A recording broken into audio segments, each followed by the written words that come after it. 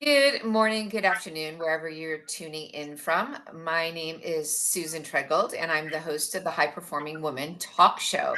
And with this platform, I seek to highlight female founders and female funders primarily.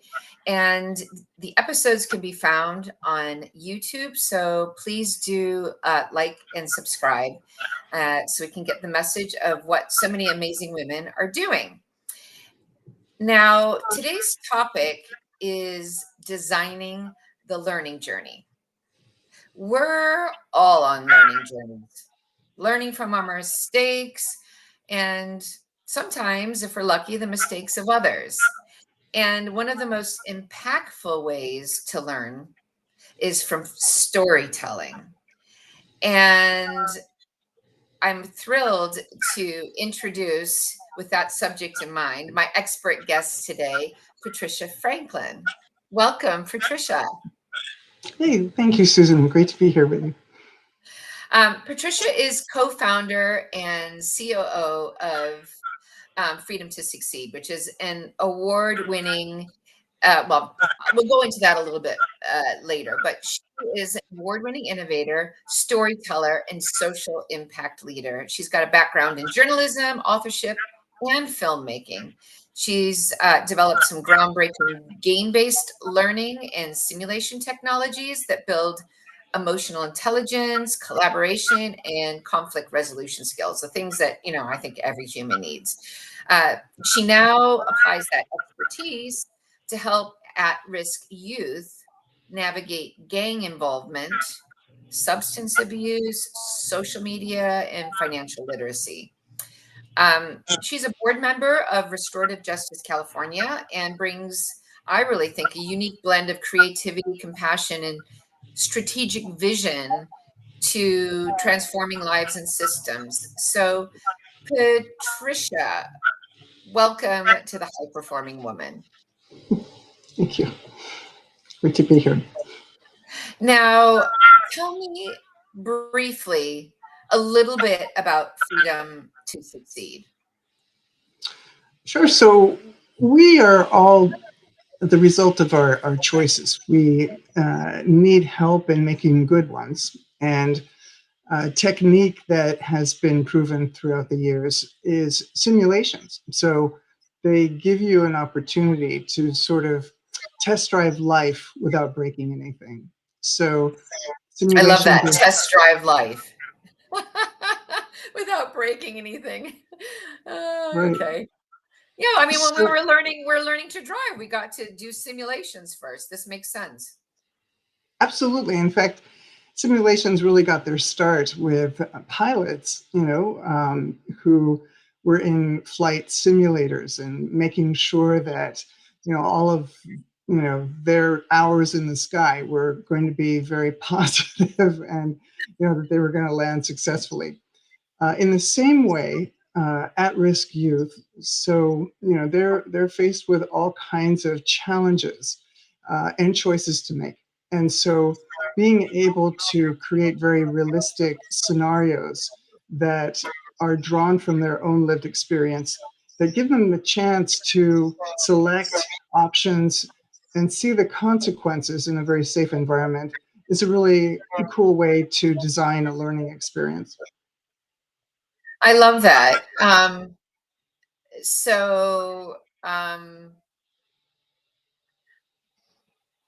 how do you make sure that, I mean, how does Freedom to Succeed make sure that those scenarios are realistic and not like some adult with like an imagined scenario? So we do it in a couple of ways. And just to give you some background, for the last decade, I've worked with kids in juvenile hall. And my co-founder, DeAndre Brooks, was in prison for 10 years for a crime that he didn't commit. And after he got out, for the last 12 years, has really become a leader in the community. He's now the chairman of the Commission on Gang Prevention and Intervention. So there's Wow. an awareness of, how difficult situations can lead to difficult choices. And what we found when we were working together in a reentry program at East Mesa Juvenile Detention Center was that it was important for the youth to really have a sense of realism. And at that time, it was about a call that DeAndre received from an old friend who needed his help. If he was going to help his friend, he was going to be committing a crime. Now, when you get out of prison or even juvenile detention, there is a natural gravitation towards hanging out with your old friends, and that Right. can pose a lot of dangers. So he had to explain to his friend that his life had changed. And as a result, I began thinking that that would make a great simulation, providing people with choices, particularly youth who are at a very formative stage. So together, we wound up creating Freedom to Succeed, which is all about reducing recidivism. So we recruit formerly incarcerated individuals from colleges and universities who have programs for them. And we teach them how to teach at risk youth hard skills like IT skills, skills that give people a chance to, in fact, learn how to create simulations.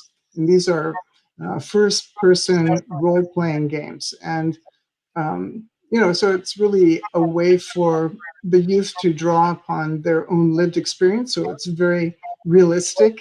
Um, and at the same time, they're learning hard skills that are going to lead to sustainable employment. Oh, I love that. It's really a win-win-win.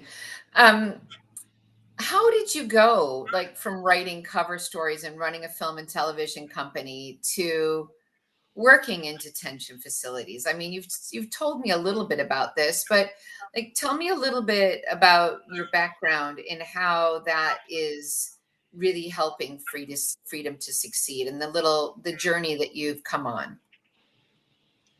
So a lot of it has to do with engagement and storytelling.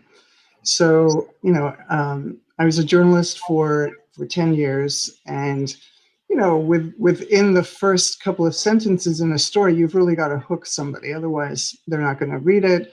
I was fortunate to be commissioned to write a book based on an article. And when that book was published, it became the basis of a drama series development with the BBC. So being able to capture um, through character development or a situation, a story that people are really going to be able to relate to and be intrigued by is what really has been the through line through everything that I've done. It's been exciting to work with game developers, guys who have had tenure with Steven Spielberg and George Lucas, who have worked at Sega, and to have them influence my own creation of learning and development programs. For the last 20 years, it's been working with corporations, and so being able to leverage that and work with youth has been a real powerful opportunity to shape the lives of young people, to have them test drive those options. Um, I love that. And I can see like storytelling is really, uh, that's the through line in everything, really. I mean, even in companies that I help with pitching, it helps to tell a story to get your point across. So, what I got some images here I want you to talk about. What is this? Where is this? Right, yeah. So this is the East Mesa Juvenile Detention Center, which is in Otay Mesa, very close to the border. And DeAndre and I are fellow board members at Restorative Justice California, but we also like to roll up our sleeves. And we were volunteering at East Mesa in a program about reentry, helping the youth land successfully. And Um, in a way, it was a very pivotal location because Freedom to Succeed, in fact, was born there, right? So DeAndre shared a story about getting that call from an old friend, making a tough choice. And that's how the simulation that we developed together called Under the Gun came about. And when we posted it on social, it really made a huge impact. And we realized that we had something bigger than the both of us. I love that. It's funny how ideas emerge and how your can become your message. Um, so so tell me a little bit about I'm going to go through this, but I mean, what does success look like for you in your work at Freedom to Succeed? And I've got some images that maybe you can talk to because I think this might be aligned with what your mission and what success is looking like. Sure. So DeAndre's idea from the get-go was to recruit formerly incarcerated individuals to be in classrooms of at-risk youth. Like frequently, if you're not great at school, you might be afraid to ask a question because you might feel like you're not going to look smart. So to have someone older to ask that question on your behalf makes learning a lot easier. That person also becomes a role model of somebody that's gone through a lot of challenges, has been in prison, but has turned their life around and is a very successful college student or college graduate. So success for us is about giving those people who are going through college an opportunity to land successfully as instructors. Also, we train them in hard skills, right? In software development, in game development, so that they're able to teach the youth. So Deandra's idea originally was to have those individuals in the classroom. When Under the Gun came out, we discovered that if we were able to combine that with a learning framework that I had developed that involved game-based learning, that we would be able to create something of great value. And soon thereafter, we were in 3 juvenile court and community schools. So Susan, to answer your question, it would be to continue to be in those types of environments, whether it's juvenile court and community schools or community-based organizations that we can partner with to help at-risk youth, and also at the same time give those tutors a chance to explore opportunities themselves. So, I mean, when you're saying you're training returning citizens, these are the formerly incarcerated individuals. They're at universities, and you're training them. So what you're doing is you're helping them write stories, realistic simulated stories that at-risk youth can relate to? Actually, what we do is help them teach the fundamentals of simulations, and we ask general questions of the youth to describe, hey, what kinds of choices have you made recently? And so it's really drawing upon their lived experience. So the youth are really sharing, the choices that they've had to make, and the big aha for us was that, their wisdom, their hard-won wisdom, is something that can be channeled to others. And so the idea here is to take those simulations, those stories, and to put them onto an online course platform so that other at-risk youth and school districts literally around the globe can download those so that their voices can be heard. The proceeds of those transactions will go back to the creators so that they recognize that this is a viable career for them if they chose to go into communication, simulations, game development, etc. So once these simulations have been developed, the at-risk youth access this through an app, or how is it working? Yeah, exactly. Because it's digital, the platform, whether it's an app or something that they can get to online, is, just a matter of either accessing through, as you would an app or any kind of course that you might get through, let's say, Degreed or LinkedIn or Coursera. In this case, it would be modules that would be on specific issues. And that's, in fact, where our curriculum so far has been sourced from the kids who have dealt with gang activity, substance abuse, online bullying, and even financial literacy. So it's very powerful when a youth who has overdosed on fentanyl lives to be able to tell the tale, and is using 4-act drama and simulation technologies to enable people to understand the options that anybody can face, and understand the consequences. So, how does game development figure into the mission? I mean, how is it gamified? Can you give an example? Sure, sure. So, um, if I was just to tell you a story in a Please. linear way, I wouldn't give you the chance to interact with it, right? Okay. When you're in a situation where you are actually interacting, we learn by doing. In fact, it's been proven that through learning by doing, you retain 75% of what your what your learning experience is. So it's really important to make sure that there's a lot of interaction with what it is that we're getting across.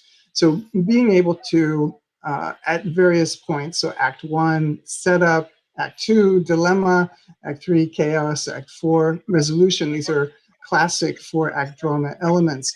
At those various junctures, being able to have decision times and the various options gives people a chance to choose their own ending, choose their own It's adventure. like a choose your own Um, adventure. Yes, I was just going to say that. right, and to see the consequences, right, but in a safe environment. Um, so what is the game development studio? Right. So we call this is actually one of three components of the framework. And so Game Dev Studio is, in fact, when we convert a classroom into a game development studio. And we have different production teams. Usually, there are small teams, like maybe 4 people, who are taking on the roles of writer, director, producer, game developer, graphics, cinematographer. And in those teams, this is project-based learning, right? So they're holding each other accountable, and in a sort of covert operation, they're learning leadership skills. So Game Dev Studio is certainly all about developing games based on their lived experience so that they're very realistic. But at the same time, it gives people a chance to understand also things like product development, literally from conception to a finished product that is really going to have a global impact. The idea here is that it's kind of like the 3 H's. So the tutors are, in a way, going through a healing experience because they're giving back. After being on the inside, there's a real eagerness to give back. The students, are in a position for us to help them master these new technologies, but also they're technologies that they're very familiar with. These are digital natives who love video games. So to give them that chance to help them master those skills is important.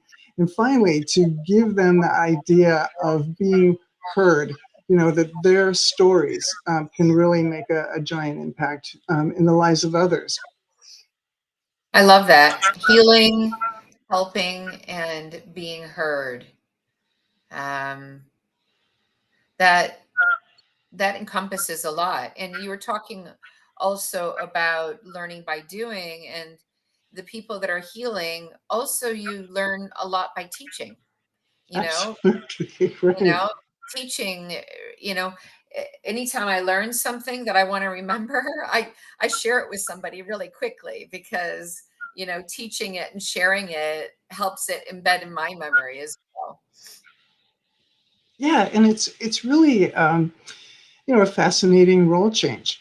So that it's also a very altruistic thing. Not only are they that wisdom that they've attained through some hard won circumstances, they're also able to really share that in a way that's very powerful for others. Are you at the point yet that you have any success stories, or is it still early on? Have you had any feedback from people that have engaged with it and feel like they've made a better decision as a result? Yeah, it's really been wonderful. After we were in schools, juvenile court and community schools, it was we were in three at the same time, so it was very hectic. But we were very rewarded by the feedback that we got on our surveys and evaluations. Um, the best response, for sure, was from a youth who said, "Keep doing what you're doing. It's changing lives." So it's heartwarming to know that what we're doing is having an impact. It's also been rewarding to hear from teachers that they 100% of them would recommend this to other teachers. The fact that students also 100% of them have understood that they've learned something, and that also they're able to apply what they've learned.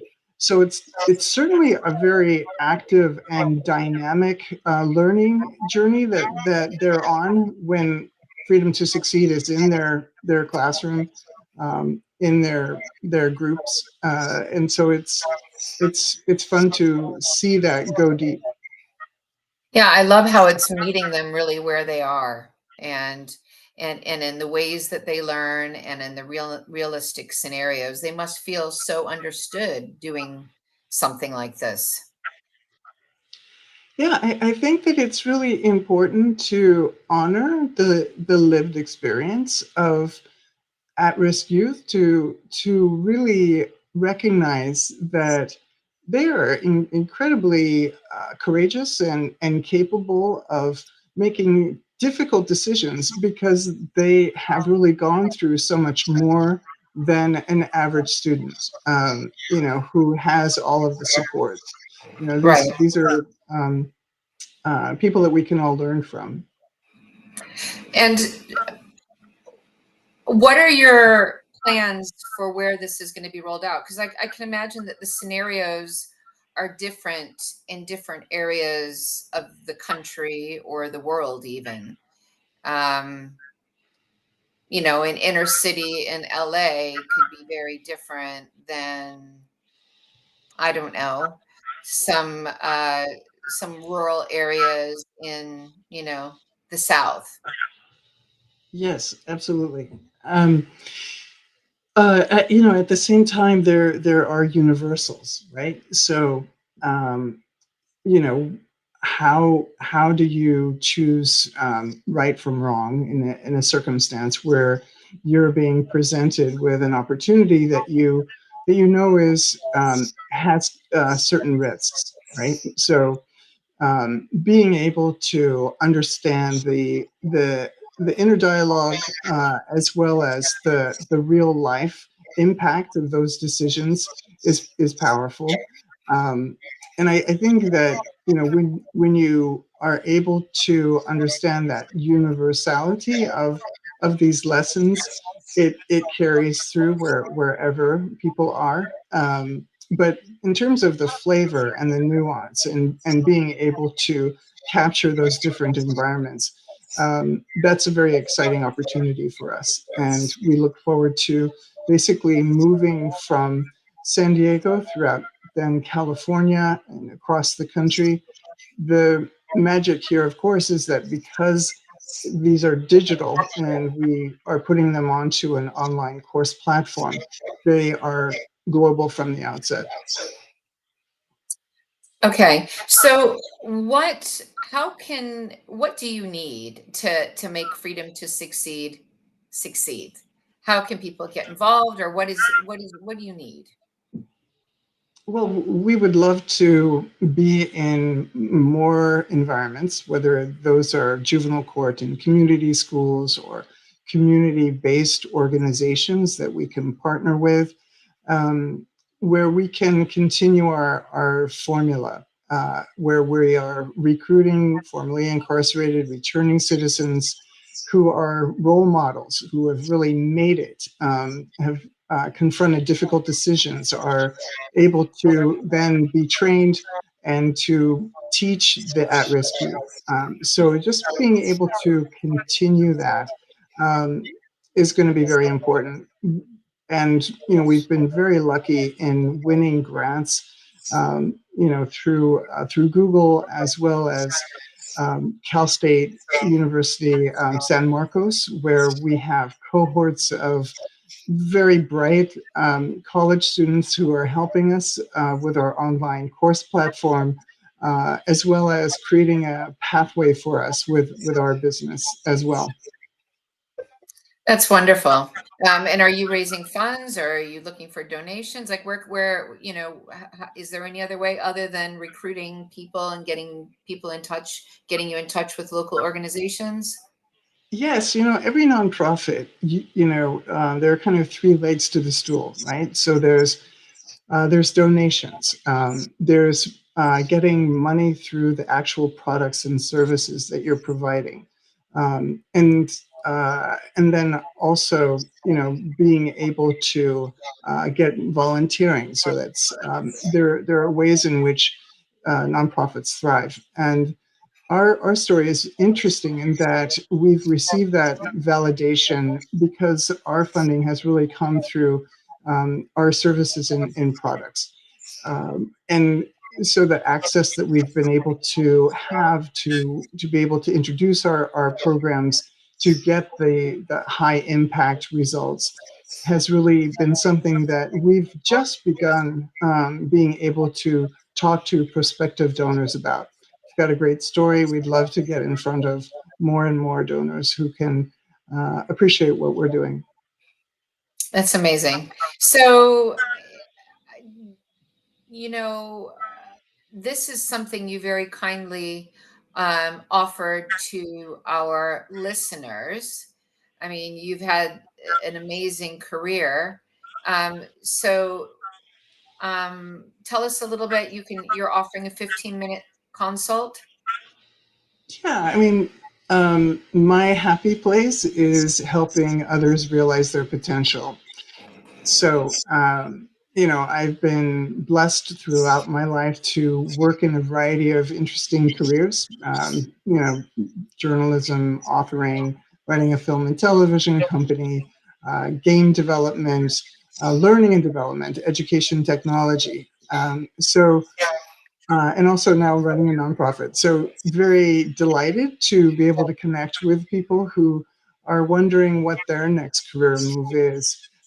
Just being able to give them some tips, broaden their horizons.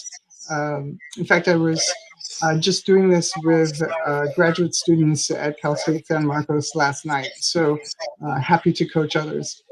That's amazing, and that is super generous. And I think you are a brilliant brainstormer. I even remember when I moved to San Diego 8 years ago, having a chat with you, and how helpful it is. You're a very creative thinker, so that's amazing.